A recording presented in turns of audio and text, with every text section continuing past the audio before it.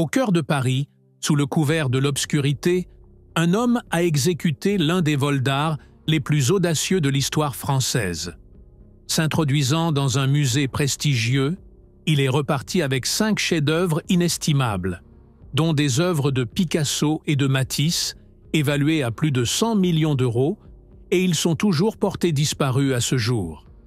Mais cette histoire ne concerne pas seulement le vol, elle parle de l'homme qui se cache derrière. Ses méthodes audacieuses, son ambition intrépide et le mystère qu'il a laissé derrière lui continuent de captiver le monde. C'est l'histoire de Vjeran Tomić, l'homme araignée de Paris. En avril 2010, un homme nommé Vjeran Tomić a exécuté l'un des vols d'art les plus audacieux de l'histoire française. Il s'est introduit dans le prestigieux musée d'art moderne de Paris et a volé 5 tableaux inestimables d'artistes renommés, collectivement évalués à environ 100 millions d'euros. Mais qui était Vjeran Tomić et comment a-t-il réussi à accomplir un vol qui a laissé la France et le monde de l'art sous le choc? Pour comprendre, nous devons plonger dans la vie de l'homme qui sera plus tard surnommé l'homme araignée de Paris, pour ses extraordinaires talents d'escalade et sa carrière criminelle audacieuse. Vjeran Tomić est né en 1968 en France, dans une famille d'origine bosno-croate. Son enfance était loin d'être facile. Quand il n'avait qu'1 an, sa mère, qui avait subi de graves blessures dans un accident de voiture, était incapable de s'occuper de lui en raison de sa santé qui se détériorait. En conséquence, Vjeran a été envoyé en Bosnie, où il a été élevé par sa tante et son oncle, qui l'ont accueilli et lui ont fourni les soins que sa mère ne pouvait pas donner. Cette séparation précoce de ses parents allait façonner les fondements de sa vie turbulente et non conventionnelle. L'inclination de Vjeran Tomić pour le vol a commencé dès son plus jeune âge. À l'âge de 8 ans, il s'adonnait déjà au petit larcin, attiré par le frisson que cela procurait. À 11 ans, il est retourné à Paris pour vivre avec ses parents, mais la vie a pris un tournant plus sombre. Sa famille était piégée dans la pauvreté, et leur foyer était rempli de conflits constants. Son père était violent, le battant souvent pour des questions triviales, faisant du foyer de Vjeran un lieu de peur et de douleur. Pour aggraver les choses, Vjeran a rencontré d'importantes difficultés pour s'intégrer dans la société française. Il ne parlait pas la langue et avait du mal à se connecter avec ses pairs. Isolé et rejeté par son entourage, il s'est habitué à la solitude. Sans système de soutien, Vjeran s'est effectivement élevé tout seul, développant une personnalité endurcie et autonome qui façonnerait sa vie et ses actions. Se sentant abandonné par la société, Vjeran Tomić a pleinement embrassé une vie de délinquance, ne voyant aucune autre voie possible. Il est retourné à son hobby d'enfance, le vol. Paris, à la fin des années 1970 et au début des années 1980, était un paradis pour les voleurs, offrant d'innombrables opportunités pour quelqu'un avec les talents de Vjeran. Il a commencé à prendre tout ce qu'il pouvait vendre, avec une attention particulière pour les autoradios amovibles qui étaient très demandées à l'époque. Ces vols sont devenus une entreprise lucrative pour lui, satisfaisant à la fois ses besoins financiers et son goût inné pour le vol. En grandissant, Vjeran Tomić est devenu grand et musclé, avant même d'avoir 18 ans. Sa forte carrure l'entraînait souvent dans des bagarres, mais il en sortait toujours vainqueur. Être physiquement fort lui donnait confiance, et il ne laissait jamais personne le malmener. Avec le temps, il est devenu connu pour sa nature féroce et intrépide, faisant en sorte que les gens le craignent et le respectent dans les rues de Paris.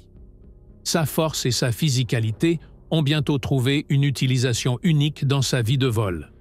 Une méthode qui jouerait un rôle crucial plus tard dans son histoire. Quand Vjeran a eu 18 ans, il a ressenti un sentiment de soulagement et de liberté. Fatigué des disputes constantes et des problèmes à la maison, il a décidé de tout laisser derrière lui et de vivre seul.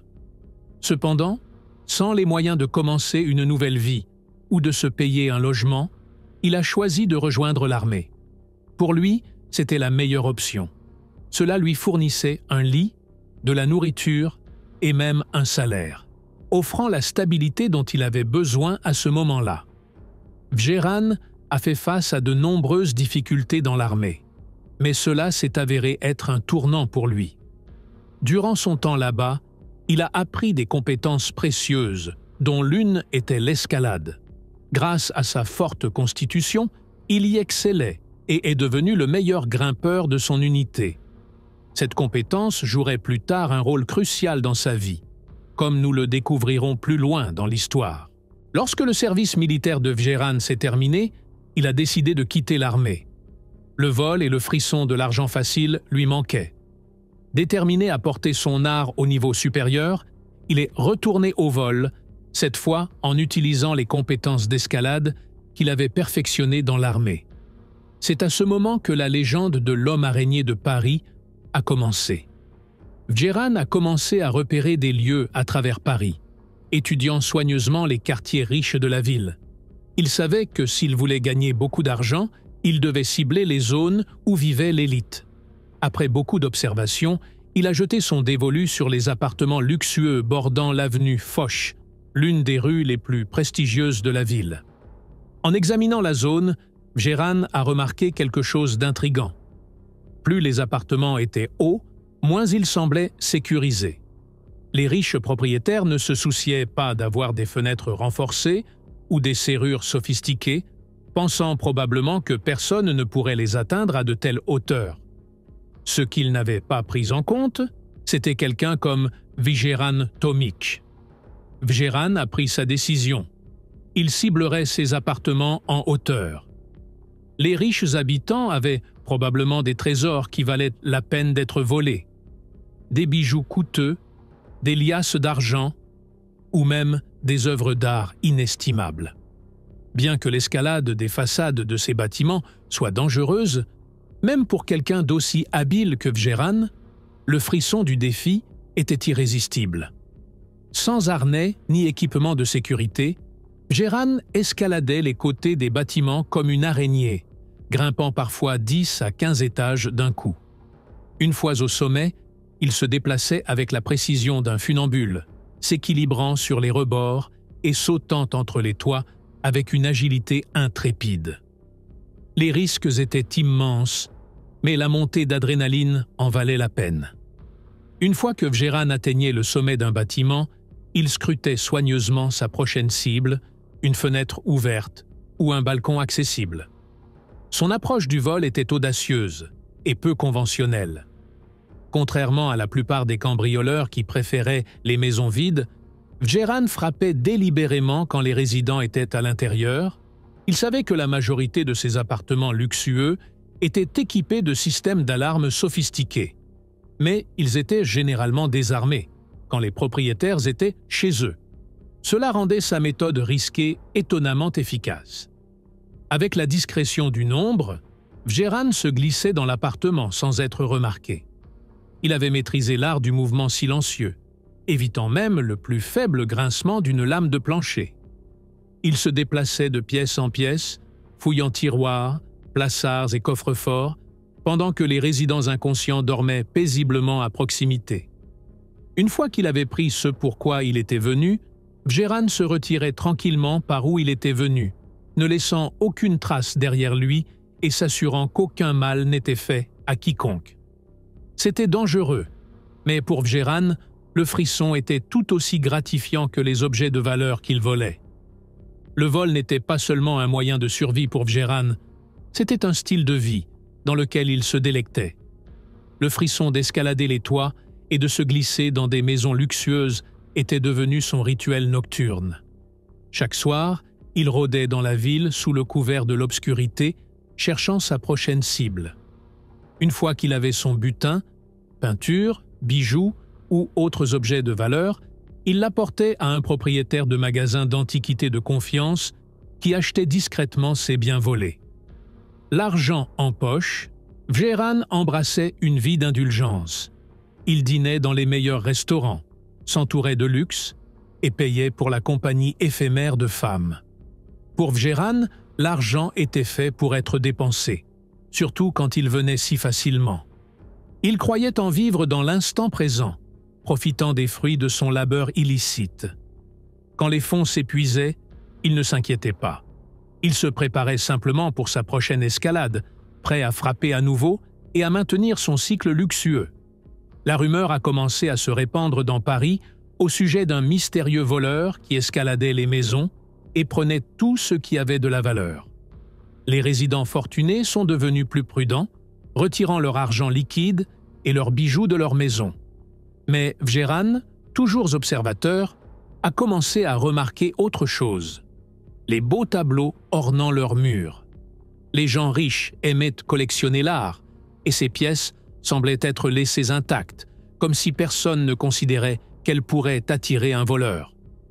Curieux, Vjeran a commencé à s'informer sur la valeur de ses œuvres.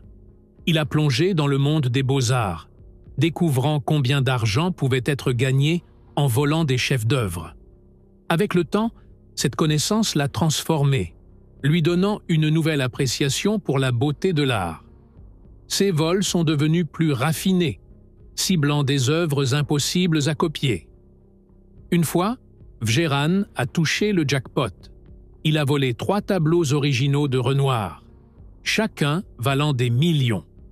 Ce n'était plus seulement une question de frissons ou d'argent facile. Vjeran jouait maintenant dans une ligue de vol d'art à gros enjeux. Cependant, ce que Vjeran ne réalisait pas, c'est que ses œuvres inestimables le mèneraient finalement en prison. En janvier 1999, la chance de Vjeran a finalement tourné. La police a reçu un tuyau sur ses activités et a réussi à le retrouver. Ils l'ont arrêté et quand ils ont fouillé sa voiture, ils ont touché le jackpot, un trésor de tableaux volés, y compris les 3 Renoirs.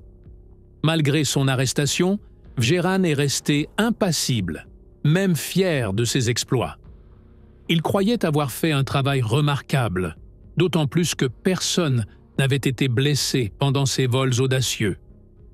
L'histoire a rapidement attiré l'attention des médias, et Vjeran est devenu une sensation du jour au lendemain. Les journalistes s'émerveillaient de ses incroyables talents d'escalade et de ses méthodes audacieuses, le surnommant « l'homme araignée de Paris ». Depuis ce moment, Vjeran s'est retrouvé piégé dans un cycle de crimes et de punitions. Il a fait des allers-retours en prison plusieurs fois, mais chaque fois qu'il était libéré, l'attrait de son ancienne vie s'avérait trop fort. Le vol était la seule compétence qu'il avait maîtrisée, et il ne voyait aucune autre voie possible. Cette routine de vol et d'emprisonnement a continué pendant des années, jusqu'en 2010. Comme mentionné plus tôt, Vjeran avait un acheteur de confiance pour ses biens volés, un homme nommé Corvès, le propriétaire d'une boutique d'antiquités. Corvès était le contact privilégié de Vjeran, celui qui transformait son butin en argent. Les clients de Corvès, cependant, n'avaient aucune idée qu'ils achetaient des trésors volés. Pour eux, les objets semblaient être des antiquités légitimes, mais en réalité, c'étaient les fruits des vols audacieux de Vjeran. En 2010, peu après la sortie de prison de Vjeran, Corvès l'a approché avec une offre tentante qui a ravivé sa passion pour le frisson du vol. Corvès lui a remis une longue liste de tableaux d'artistes renommés, environ 40 noms au total, incluant Renoir, Degas, Claude Monet, Modigliani et d'autres maîtres célèbres. Les instructions étaient simples, rechercher ces chefs-d'œuvre, et chaque fois qu'il parviendrait à en trouver un, le rapporter à Corvès. En échange, Vjeran serait généreusement payé. En effet, Vjeran s'est lancé dans ses chasses nocturnes, parcourant les rues de Paris à la recherche des tableaux de la liste de Corvès. Vagabond naturel, il aimait marcher dans les rues calmes et faiblement éclairées de la ville, repérant les quartiers riches et les galeries d'art. Pendant près d'une semaine, ses efforts n'ont rien donné, mais il est resté persistant, motivé par la promesse de fortune et son propre esprit audacieux. Une nuit fatidique, lors d'une de ses promenades habituelles, Vjeran est tombé par hasard sur le musée d'art moderne. Situé le long de la Seine et directement en face de la Tour Eiffel, le grand musée se dressait comme un symbole de culture et d'histoire. Alors qu'il observait sa structure magnifique, le cœur de Vjeran s'est emballé. Ce n'était pas n'importe quel musée, c'était un trésor international, abritant des œuvres d'art inestimables. Plus importante encore, le musée abritait plusieurs chefs-d'œuvre de la liste même que Corvès lui avait donnée. Pour Vjeran, c'était la cible parfaite. Alors que Vjeran se tenait devant le musée d'art moderne, l'idée de le cambrioler a commencé à germer dans son esprit. Cependant, il y avait un problème majeur. Le musée était fortement fortifié, presque aussi sécurisé qu'une banque. Pourtant, les grandes fenêtres aux rideaux ouverts permettaient d'apercevoir l'intérieur, et ce que Vjeran a vu lui a coupé le souffle. D'immenses et saisissants tableaux ornaient les murs, leur beauté magnifiée par l'élégant éclairage du musée. Parmi eux, il a instantanément reconnu un Picasso, un Braque et un petit mais captivant Matisse. À ce moment-là, Vjeran a su qu'il était tombé sur une mine d'or potentielle. S'il pouvait d'une manière ou d'une autre mettre la main sur ces tableaux, ils vaudraient des centaines de milliers d'euros. Peut-être même plus. Impatient de partager sa découverte, Vjeran s'est rendu à la boutique d'antiquités de Corvès. Il a décrit les tableaux qu'il avait vus, s'assurant que Corvès était toujours intéressé par des œuvres d'art de si grande valeur. Corvès, en entendant les noms des artistes, n'a pas pu contenir son excitation. Tenté par le butin potentiel, il a immédiatement pressé Vjeran de voler autant de tableaux qu'il le pourrait. Les deux sont parvenus à un accord. Corvès paierait Vjeran 50 000 € pour chaque tableau, une fraction de leur valeur réelle, mais toujours une fortune pour Vjeran. Pour lui, c'était un marché qui valait la peine d'être conclu, et un vol qui valait la peine d'être planifié. Avant de faire un quelconque mouvement, Vjeran savait qu'il devait planifier méticuleusement. Ce vol n'était pas comme s'introduire dans un appartement luxueux, c'était un musée, et un musée prestigieux qui plus est. Il a commencé par observer le musée d'art moderne chaque nuit, scrutant ses environs et cherchant des points faibles. Il a prêté une attention particulière aux gardes, essayant d'apprendre leur routine. Après plusieurs nuits d'observation attentive, il a découvert que les gardes sortaient sur l'esplanade 2 fois par nuit, avec un intervalle d'environ 2h30 entre leurs rondes. Mais Vjeran n'était pas satisfait de connaître uniquement la routine externe. Il devait comprendre la sécurité à l'intérieur du musée également. Pour ce faire, il a conçu un plan astucieux. Une nuit, il a organisé un pique-nique près d'une des grandes fenêtres du musée, se déguisant en sans-abri. De son point d'observation, il pouvait voir l'intérieur.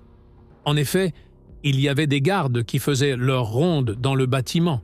Quelque chose a frappé Vjeran comme étant étrange.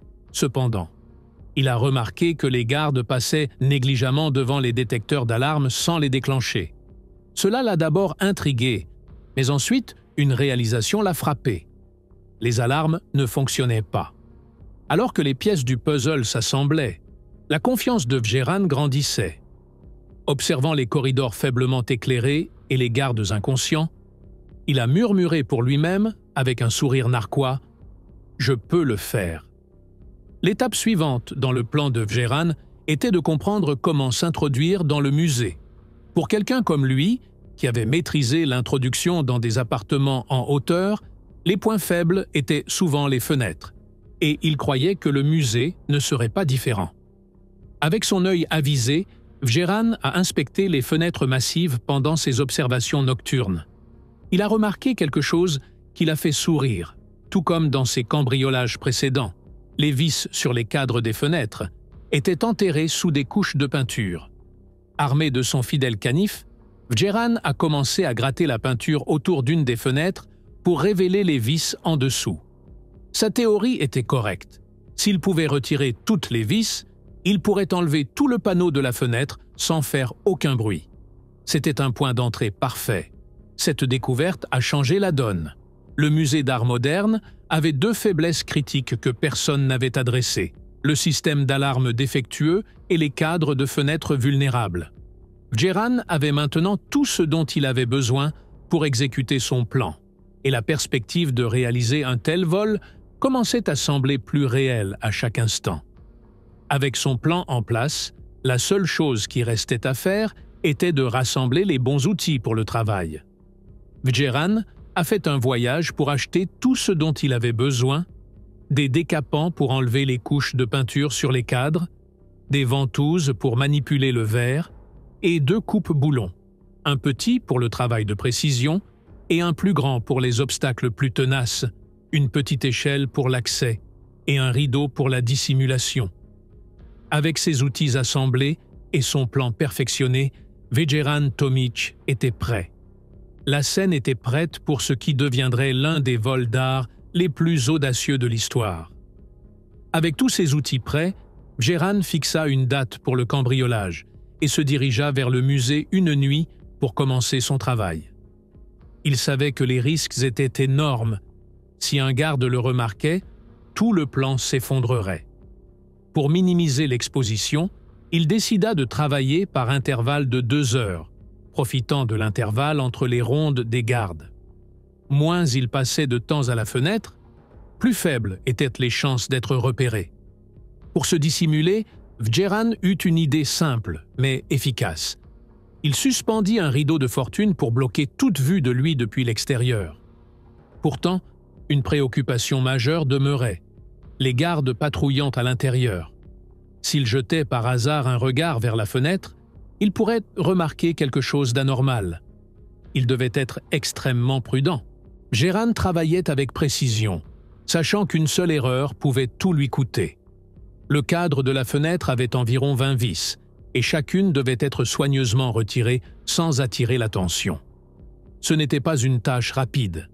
Elle nécessitait de la patience et un effort méthodique. D'abord, il appliqua le décapant, le laissant sécher progressivement jusqu'à ce que la peinture devienne souple et malléable. Puis, avec une petite spatule, il retira délicatement les couches. Ensuite, il utilisa une petite ponceuse pour nettoyer la vis, s'assurant qu'elle était libre de débris. Comme les vis étaient en place depuis des années, il appliqua du lubrifiant pour les desserrer avant de finalement les dévisser facilement. L'approche de Vjeran était méticuleuse, mais elle prenait du temps, beaucoup trop de temps pour finir en une nuit. Pour couvrir ses traces, il remplit les trous de vis avec de l'argile à modeler et les repeignit soigneusement, s'assurant que personne ne soupçonnerait quoi que ce soit. Ainsi, quand la nuit du cambriolage arriverait, tout ce qu'il aurait à faire serait de gratter la peinture fraîche. Nuit après nuit, Vjeran retourna au musée, suivant la même routine minutieuse. Chaque fois qu'il travaillait sur la fenêtre, son excitation grandissait, l'adrénaline pompant dans ses veines. Le frisson d'être si proche de son plus grand cambriolage rendait chaque moment plus intense. La 6e nuit, il retira la dernière vis. Une seule dernière étape le séparait du trésor à l'intérieur. Il fit une pause, prenant conscience de la gravité du moment. Ce n'était pas juste un autre travail. Pour Vjeran, c'était le dernier. Il était fatigué de la vie qu'il menait, toujours à regarder par-dessus son épaule, toujours entrant et sortant de prison. Il ne voulait pas passer le reste de ses années derrière les barreaux. Son rêve était plus grand que le vol. Il voulait acheter un voilier et voyager autour du monde, quitter la France et recommencer à zéro. Ce cambriolage était son jackpot, son ticket pour la liberté. Tout ce qu'il avait à faire maintenant était de le réussir. Quand la nuit du cambriolage arriva enfin, Vjeran était prêt. Il gara sa voiture au bord de la Seine, prit une profonde respiration et traversa la rue. Ses yeux scrutaient à gauche et à droite, cherchant toute menace potentielle.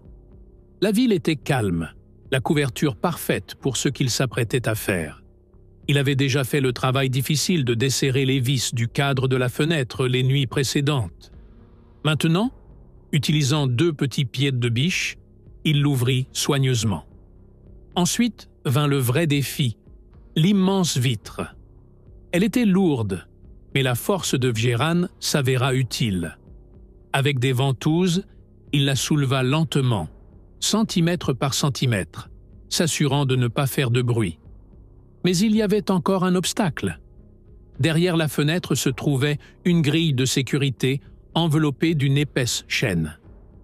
Vjéran sortit ses grandes pinces coupantes et les positionna autour de la chaîne. D'une puissante pression, la chaîne se brisa. Le son résonna comme un coup de feu dans les salles vides du musée. Il se figea, le cœur battant. Si un garde avait entendu ça, c'était fini. Les secondes passèrent. Personne ne vint.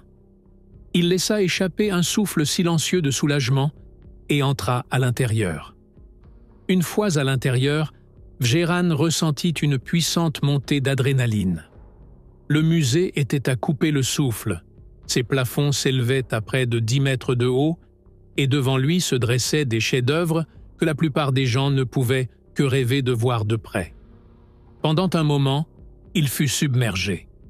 Le poids de la situation pesait sur lui, mais il poussa en avant. Balayant la salle du regard, ses yeux se fixèrent sur un nom familier, Fernand Léger. C'était sur la liste de Corvèze. Sans perdre de temps, il souleva le tableau, faisant attention à ne pas l'endommager, et retourna à la fenêtre. Il le plaça dehors dans un coin ombragé de l'esplanade, l'appuyant contre le mur où il resterait caché. Il retourna à l'intérieur, se déplaçant prudemment à travers les grands halls du musée. Quand il atteignit la salle suivante, il poussa une grande porte, mais dès qu'il le fit, une serrure magnétique cliqua bruyamment. Le son sec fit accélérer son cœur. Il resta figé, tendant l'oreille pour tout signe de mouvement. Les minutes passèrent. Rien. Il prit une profonde respiration et continua. Dans la deuxième salle, ses yeux se fixèrent immédiatement sur Pastoral de Matisse. « Je dois prendre celui-ci », pensa-t-il. Puis, juste à côté, Picasso. Je vais prendre celui-là aussi. Et juste à côté, un Braque. Il n'hésita pas. Un par un, il souleva soigneusement les tableaux de leurs emplacements et les glissa sous son bras. Avec 3 chefs-d'œuvre dans sa prise, il se glissa de nouveau dehors. Vjéran savait que le temps jouait contre lui. Chaque seconde qu'il passait à l'intérieur augmentait le risque de se faire prendre. Le musée était immense, et il n'avait aucun moyen de savoir où était le garde. L'incertitude gardait ses sens en alerte, son cœur battant dans sa poitrine. Déterminé à en prendre davantage, il se glissa dans la 3e salle. Ses yeux tombèrent immédiatement sur un chef-d'œuvre, Modigliani. Il le souleva délicatement du mur, ses doigts stables malgré l'adrénaline qui coulait en lui. Il y avait 2 ou 3 autres tableaux de la liste de Corvèze dans la même salle, mais juste au moment où il envisageait de les prendre, il entendit quelque chose, un bruit faible au loin. Tout son corps se tendit. Était-ce le garde? Quelqu'un venait-il? Il retint son souffle, écoutant. Le silence du musée était étouffant. Il ne pouvait pas prendre le risque. Il avait déjà assez pour faire fortune, et Modigliani seul valait une fortune. Sans une seconde pensée, il fit demi-tour et retourna dehors, se déplaçant rapidement mais prudemment, son butin en sécurité dans ses mains. Vjéran l'avait fait. Il venait de réussir l'un des plus grands vols d'art de l'histoire. 5 chefs-d'œuvre étaient maintenant en sa possession. Mais il n'y avait pas de temps pour célébrer. À l'extérieur du musée, il travailla vite, retirant les cadres de chaque tableau, avec des mouvements précis et exercés. Il savait que chaque seconde comptait. Le plus grand défi n'était pas de manipuler les œuvres d'art, c'était de traverser la rue. De temps en temps, une voiture passait, et la vue d'un homme portant de grandes toiles à 4 ou 5 heures du matin éveillerait certainement les soupçons. Il choisit le bon moment et finit par traverser. Atteignant sa voiture, il plaça soigneusement les trésors volés dans le coffre. Alors qu'il le fermait, une pensée le frappa. 5. Ce n'est pas assez. Je pourrais en prendre plus. La tentation était forte. Le musée était encore grand ouvert, et les tableaux à l'intérieur valaient des millions. Poussé par l'avidité et l'adrénaline, il retourna sur ses pas. Mais alors qu'il escaladait une barrière, il entendit un grand déchirement. Son short s'était complètement déchiré en 2. Il s'arrêta, baissa les yeux et laissa échapper un profond soupir. « Peut-être est-ce un signe », pensa-t-il. « J'en ai pris assez. » Secouant la tête, Il fit demi-tour, retourna à sa voiture et s'éloigna dans la nuit. Des tableaux d'une valeur de plus de 100 millions d'euros assis dans son coffre. Vjeran s'éloigna du musée alors que la première lueur de l'aube rampait sur Paris. Il était 5 heures du matin et son cœur battait encore la chamade. Les tableaux, des œuvres d'art valant des millions d'euros, étaient dans son coffre. Il l'avait fait. Maintenant, tout ce qu'il avait à faire était de s'échapper sans attirer l'attention. Mais alors, devant lui, il vit un barrage de police. Son estomac se noua. Ils doivent savoir. Quelqu'un a dû me voir. C'est fini. Il serra le volant plus fort, se forçant à rester calme. Il n'avait pas d'autre choix que de continuer à conduire. Alors qu'il approchait, un policier s'avança, l'examinant lui et la voiture attentivement. Vjeran retint son souffle. Puis, aussi rapidement, l'officier lui fit un petit signe de tête et lui fit signe de passer. Vjeran expira, son pouls s'accélérant. C'était juste un contrôle de routine. Il n'en avait aucune idée.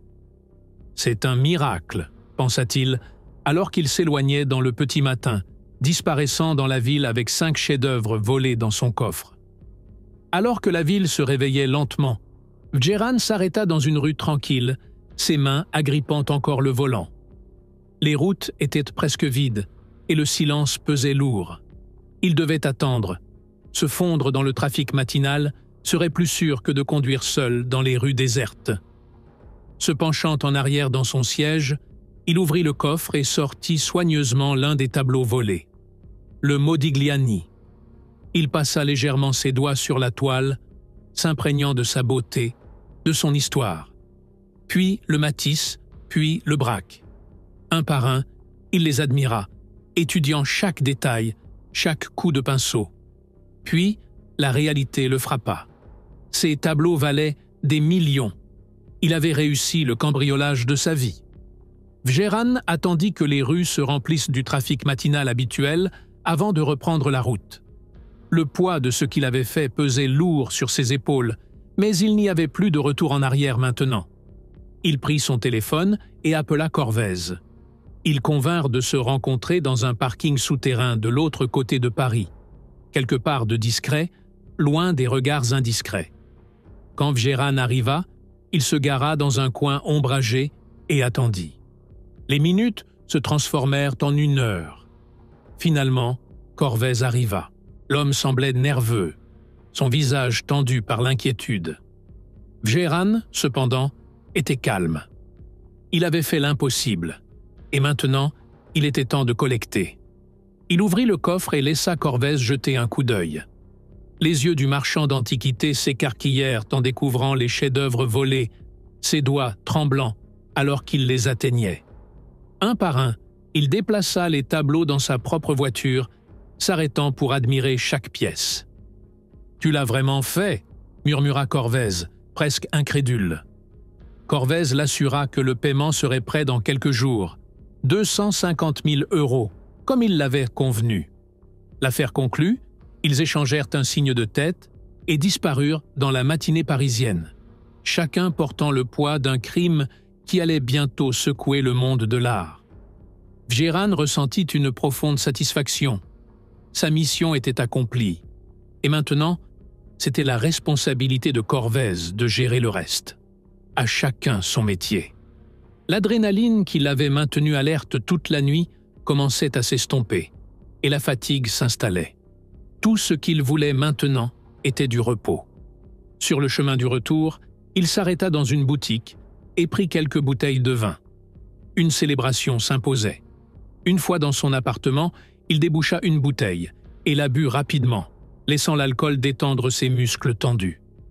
Il s'étendit sur le canapé, s'autorisant enfin à se détendre. Avec un soupir, il tendit la main vers la télécommande et alluma la télévision. Mais au moment où l'écran s'alluma, son corps se tendit à nouveau. Ses yeux s'écarquillèrent. Juste devant lui, toutes les chaînes d'information diffusaient la même chose, un flash spécial. Les gros titres clignotaient, les mots étaient sans équivoque. Le musée d'art moderne avait été cambriolé. et 5 chefs-d'œuvre d'une valeur estimée à 100 millions d'euros avaient disparu. Bjérane se redressa, serrant la bouteille dans sa main. Le cambriolage qu'il venait de réaliser, celui qu'il pensait que personne ne découvrirait avant des jours, faisait déjà des vagues. Son cœur battait la chamade. Il ne s'attendait pas à cela. Pas si tôt. Immédiatement après l'annonce de la nouvelle, les autorités lancèrent une enquête massive, l'une des plus importantes que Paris ait connue depuis des années. Chaque officier de police de la ville fut mobilisé. La chasse était lancée pour retrouver le mystérieux voleur qui avait osé s'introduire dans le musée d'art moderne et disparaître dans la nuit avec 5 chefs-d'œuvre inestimables, des œuvres d'art qui appartenaient au patrimoine culturel mondial. Les enjeux étaient incroyablement élevés. La police savait que les tableaux volés d'une telle valeur avaient tendance à disparaître pour toujours, passés en contrebande dans des collections privées ou perdus dans les ombres du marché noir. Les récupérer avant que cela n'arrive était la priorité absolue. Au fur et à mesure que l'enquête s'approfondissait, une question déconcertait les autorités plus que toute autre. Comment un musée prestigieux comme celui-ci pouvait-il avoir de telles défaillances de sécurité flagrantes? Sous la pression des médias et des officiels, le directeur du musée fut forcé d'admettre une vérité embarrassante. Il connaissait le système d'alarme défectueux depuis des semaines, peut-être même des mois, mais s'était convaincu que d'autres mesures de sécurité seraient suffisantes. Clairement, elles ne l'étaient pas. Pour un musée abritant des chefs-d'œuvre inestimables, c'était une négligence impardonnable. Les experts donnèrent leur avis, critiquant la sécurité obsolète, l'absence de détecteurs de mouvement et la facilité avec laquelle un seul voleur avait déjoué tout leur système. Même Bjérane, dans des interviews ultérieures, n'en revenait pas de la simplicité de l'opération. « Je l'ai ouvert comme un bocal », dirait-il plus tard avec un sourire narquois. La police tenta de relever des empreintes digitales sur la scène, mais ils avaient peu d'espoir de réussite. Un voleur expérimenté comme Bjérane aurait pris des précautions. Ensuite, ils examinèrent les images de vidéosurveillance du musée, mais les résultats furent décevants. La mauvaise qualité d'image la rendait presque inutile. Tout ce qu'ils pouvaient distinguer était une silhouette sombre, masquée et se déplaçant rapidement, manipulant soigneusement le Modigliani avant de disparaître dans la nuit. Sans empreinte digitale claire, sans images fiables et sans pistes immédiates, les autorités se retrouvèrent dans l'obscurité totale. Le voleur n'avait laissé derrière lui aucune trace, aucune erreur, rien qu'il puisse utiliser pour le traquer. Quelques jours après le cambriolage du musée, Bjérane attendait toujours d'être payé. Dans son esprit, il était déjà millionnaire. Il avait commencé à planifier son avenir, calculant chaque détail. Le voilier dont il rêvait lui coûterait environ 100 000 €, et il avait déjà recherché le modèle exact qu'il voulait. Tout était préparé. Son évasion de France n'était plus qu'une question de temps. Un jour, impatient de recevoir son argent, Bjérane alla voir Corvèze. À son arrivée, Corvèze lui tendit une boîte à chaussures remplie de billets de 50 et 100 €. Mais quand Bjérane compta l'argent, cela ne totalisait que 40 000 €, bien moins que ce qui était promis. Choqué et déçu, il regarda Corvèze, qui lui dit simplement qu'il avait besoin de plus de temps pour rassembler le reste. Bjérane n'avait pas d'autre choix que d'attendre. Avec l'argent qu'il avait reçu de Corvèze, Bjérane se fit plaisir, dépensant sans compter. Il profita de la compagnie de belles femmes, dîna dans les restaurants les plus luxueux et vécut comme s'il avait une réserve d'argent sans fin.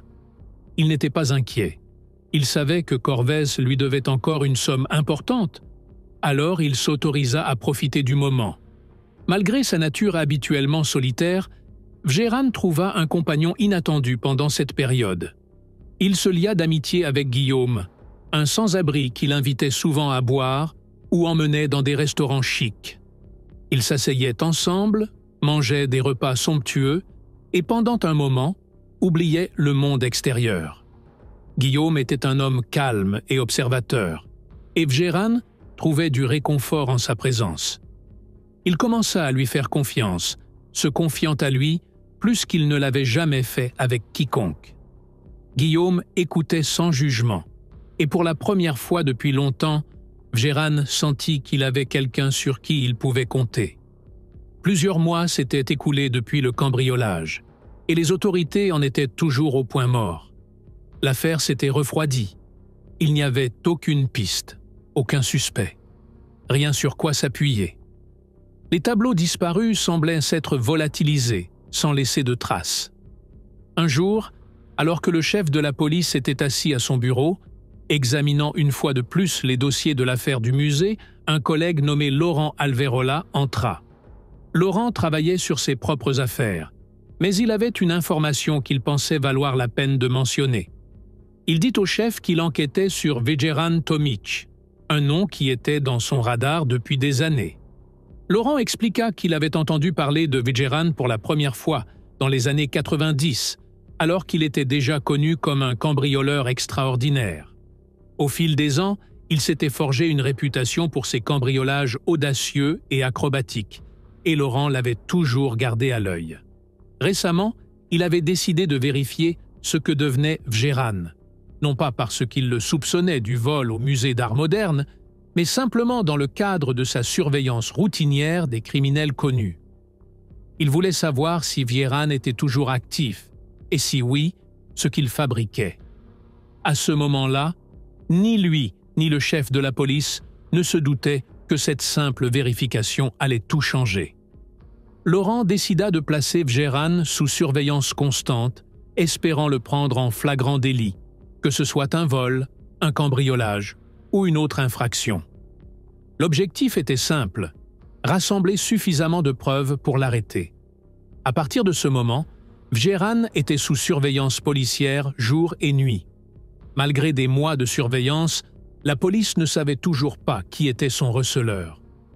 Ils étaient certains qu'un cambrioleur habile comme Vjéran ne pouvait pas travailler seul. Quelqu'un devait l'aider à vendre les biens volés. Pourtant, malgré leurs efforts, ils ne pouvaient identifier personne. Au fil de la surveillance, une chose devint claire. Vjéran restait solitaire. Il parlait à peine à qui que ce soit, n'avait pas de proches associés et semblait vivre dans son propre monde. Les officiers le suivaient dans les rues de Paris, nuit après nuit, s'attendant à ce qu'il commette une erreur. Mais tout ce qu'il faisait était marcher. À ce stade, la police décida de mettre le téléphone de Vjéran sur écoute. C'était leur dernier recours. Ils espéraient qu'en écoutant, ils pourraient découvrir ses contacts et enfin identifier son receleur. Bientôt, un numéro particulier se démarqua. Il apparaissait fréquemment dans l'historique des appels de Vjéran et fut tracé jusqu'à un arrondissement aisé de Paris. La police était convaincue d'avoir trouvé leur homme, la mystérieuse figure qui aidait Vjéran à écouler les biens volés. Mais quand ils enquêtèrent plus avant, leur excitation se transforma rapidement en déception. Le numéro n'appartenait pas à un cerveau criminel ou à un marchand d'art clandestin. Il appartenait à Guillaume, l'homme sans-abri qui fouillait dans les poubelles pour trouver de la nourriture. Bien que leur piste ne les ait pas menés où ils s'y attendaient, Guillaume restait précieux. Il était l'une des rares personnes à qui Vjéran parlait vraiment, ce qui signifiait qu'il pourrait savoir quelque chose. Et s'il savait quelque chose, la police était déterminée à le découvrir. Un soir, Vjéran appela Guillaume. La police écoutait, leur anticipation grandissant. À sa façon de bafouiller, c'était évident. Vjéran était ivre.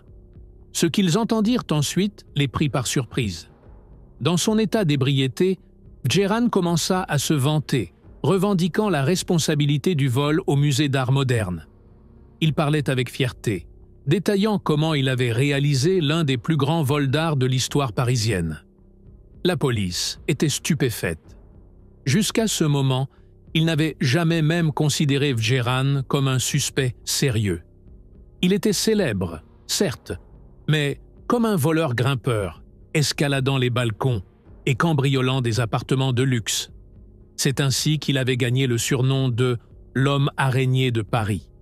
Mais un cambriolage sophistiqué de musée, c'était un tout autre niveau de crime. Et maintenant, de sa propre bouche, ils avaient leur première vraie percée dans l'affaire.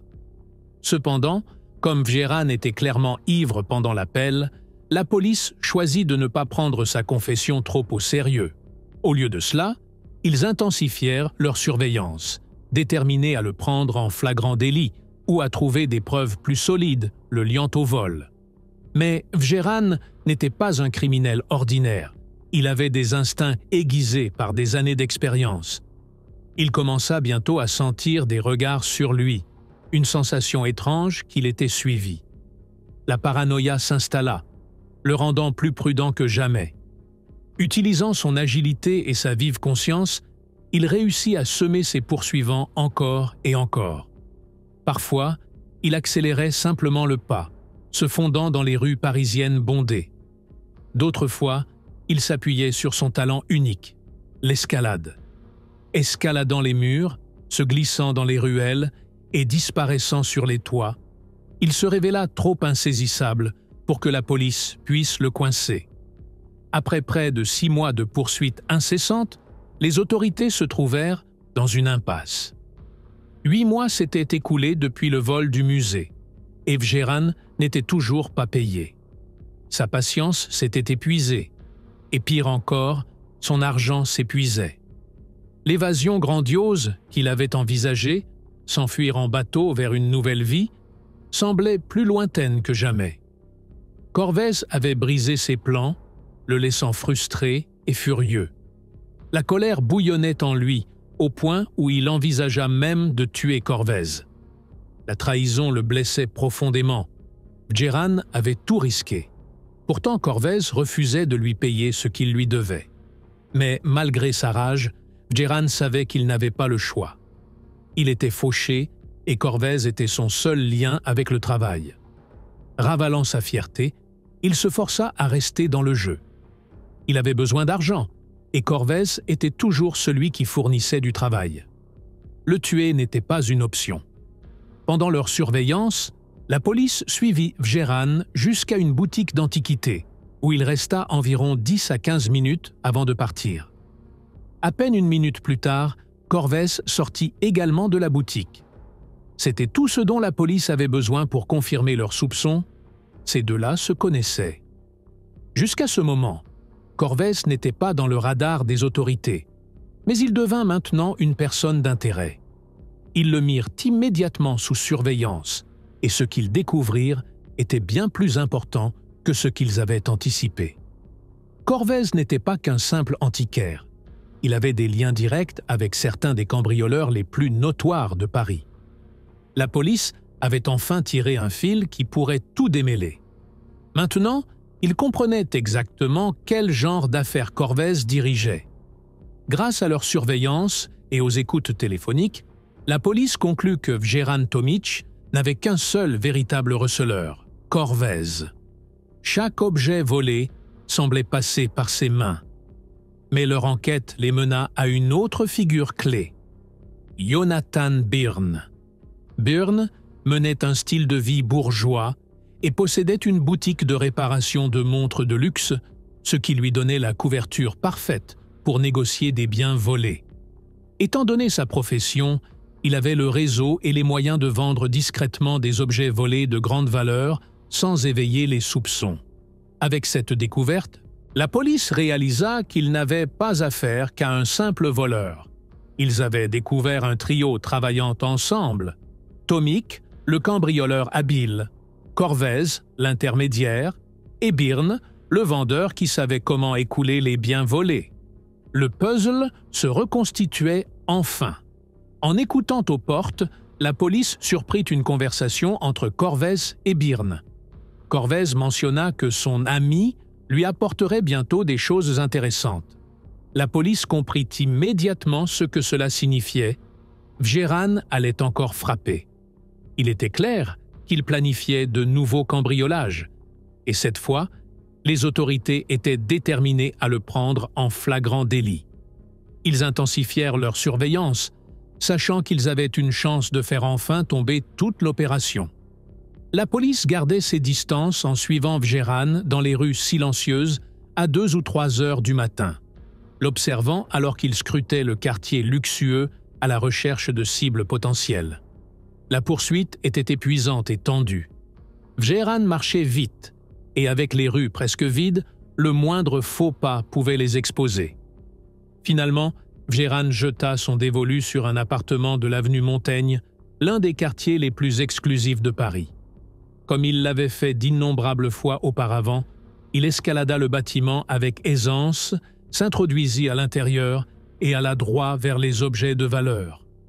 Il prit un Metzinger et un Pissarro, environ 200 grammes de bijoux et une dizaine de montres de collection. Son butin valait près de 2 millions d'euros. Son butin sécurisé, Vjeran s'éclipsa, retourna à sa voiture et disparut dans la nuit. Pendant que Vjeran était à l'intérieur de l'appartement, sélectionnant soigneusement son butin, la police profita de l'occasion pour placer un traceur GPS sur sa voiture. Une fois qu'il partit avec les biens volés, ils le suivirent à distance, suivant chacun de ses mouvements. Dès que Vjeran arriva chez lui et ouvrit le coffre de sa voiture pour inspecter son butin, Laurent Alverola, le chef de la police, donna l'ordre. En un instant, les officiers surgirent, l'encerclant avant même qu'il n'ait une chance de réagir. Au moment de son arrestation, Vjeran ne montra aucune résistance. Au contraire, il resta calme et composé, se comportant d'une manière étonnamment respectueuse. Quand la police l'interrogea sur les tableaux dans son coffre, il admit avec désinvolture « Je viens de les voler ». Sans hésitation, il fournit même l'adresse et le nom de la victime, ce qui laissa les officiers stupéfaits par sa franchise. Sans lutte ni protestation, ils le placèrent dans la voiture de police et le conduisirent au poste, où le véritable interrogatoire allait commencer. Après avoir arrêté Vjeran Tomic, la police se dépêcha d'appréhender également Corvez, sachant qu'il était la figure clé dans l'écoulement des biens volés par Tomic. Pendant son interrogatoire, Corvez joua le rôle du bourgeois raffiné, prétendant n'avoir aucun lien avec une quelconque activité criminelle. Il resta silencieux et refusa de coopérer, gardant son sang-froid sous la pression.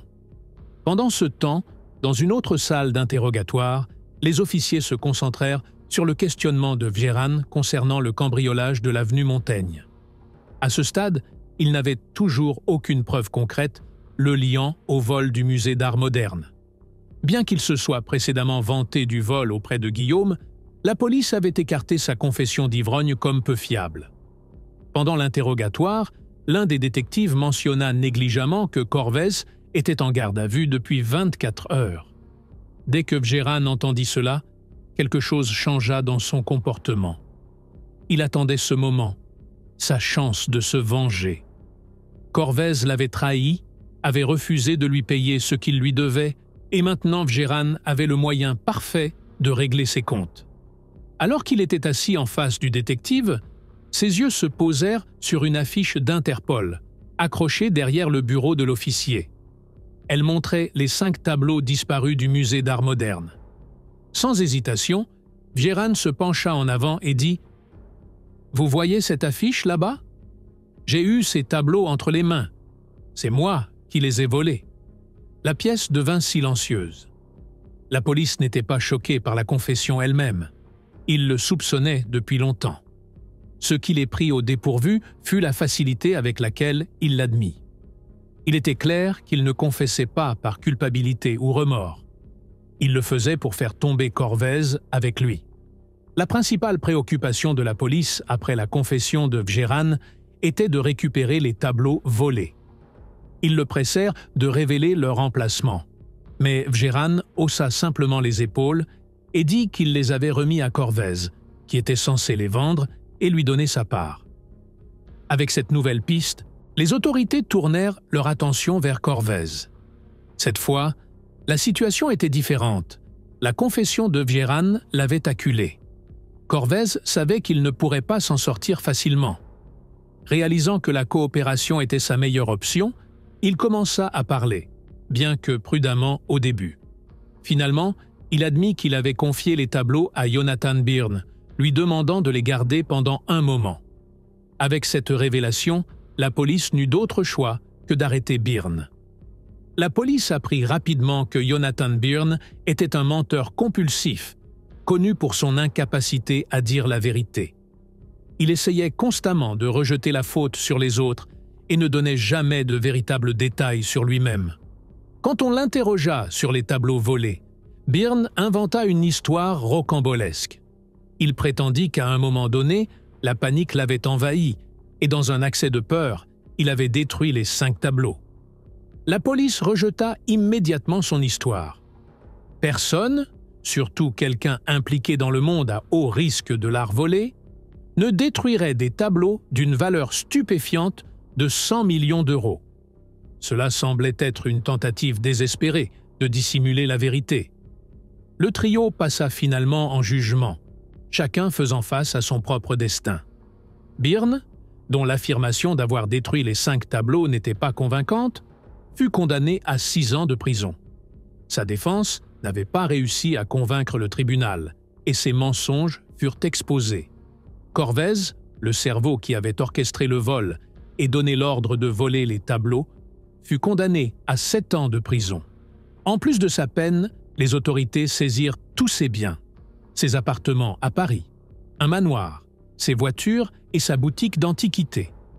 Quant à Vjeran Tomić, le célèbre cambrioleur connu comme l'homme araignée de Paris, il fut condamné à 8 ans de prison. Cependant, en raison de sa coopération avec les autorités et de sa volonté de témoigner contre ses complices, il fut libéré après avoir purgé 5 ans. En fin de compte, bien que les acteurs principaux, Vjeran Tomić, Corvèze et Jonathan Byrne, aient été arrêtés et condamnés pour leur implication dans le vol, les 5 tableaux volés du musée d'art moderne n'ont jamais été retrouvés. Malgré l'enquête et leur confession, l'emplacement des tableaux reste un mystère, laissant l'affaire non résolue. Nous sommes arrivés à la fin de notre histoire. Merci d'avoir regardé. N'oubliez pas d'aimer et de vous abonner. À bientôt dans une prochaine histoire.